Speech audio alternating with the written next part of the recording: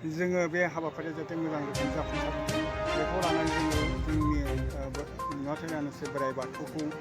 सिबिनो थाखाय जि जोंनि बाथौ धोरोमनि जे आसार खान्थि बावसालि बेखौ जोङो आबुङै बेहाय माबा दिन्थिफुंबाय बा बानायबाय साजायबाय आरो आफा नुवाथाय आनानसे बोराइ बाथौखौ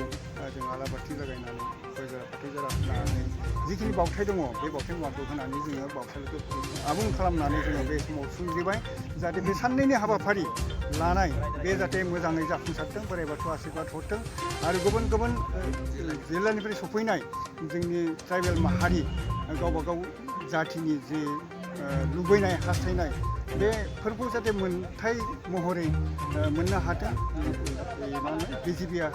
आफादा पार्टिया बिथांमोनखौ हहाय खालामथों आरो बे लेखायैनो जोंबो हास्थायो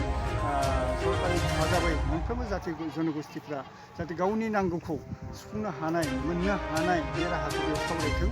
आरो बेखौ लानानै गुबुन गुबुन जिल्लानिफ्राय फैनाय जिखिनि माबा दङ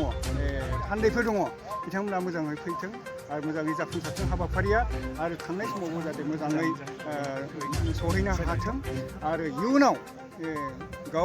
गाव जातिनि गावनि बा हादोरनि हारिनि गासै मावनांगौ अभाब अभिजोगफोरखौ सुफुंनो हानाय राहा लामाखौ जाहाथे आफादा खालामथों आरो बोराइ बाथौआबो आशीर्बाद होथों बेखौ आं कामना खालामबाय मिजिं थिबाय मोजाङै जाफुंसारथों बे आफादनि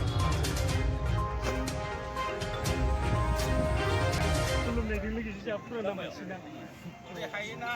हायो